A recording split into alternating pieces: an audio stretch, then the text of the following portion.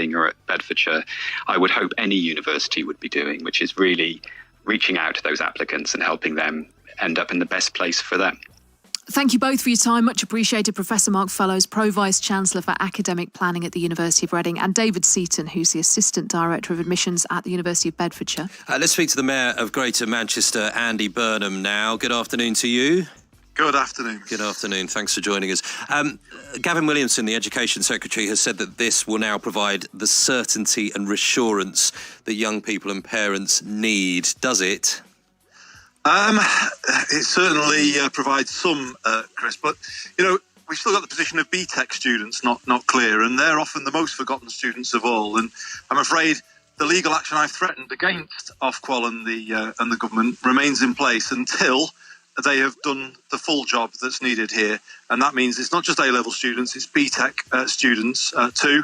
And until I hear that from the government, then I will, as I say, keep my threat of legal action in place. Well, I know BTEC students feel that they've been forgotten in all of this, don't they? And there's 250,000 BTEC students around the country. Gavin Williamson, this was about 15 minutes or so. We got some copy in on this.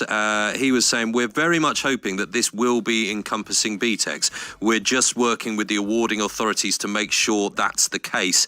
He said there's got to be absolute parity and fairness right across the spectrum. So it does feel like that's what they want to happen.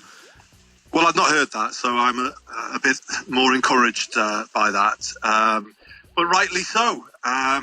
They shouldn't be in this position. No young person should be in this position that they've been in over the last 5 days. It's been a disgrace, to be honest, from start to finish. And what I would say to young people tonight, firstly, well done for getting your voice heard.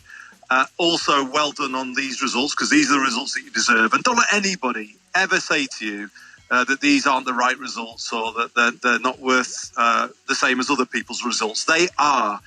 Teachers put a huge amount of effort into making these assessments, and young people should be proud of what they've achieved, and also that they've taken a stand for social mobility in this country, and well done to them all. Where does this leave the integrity of the exam system?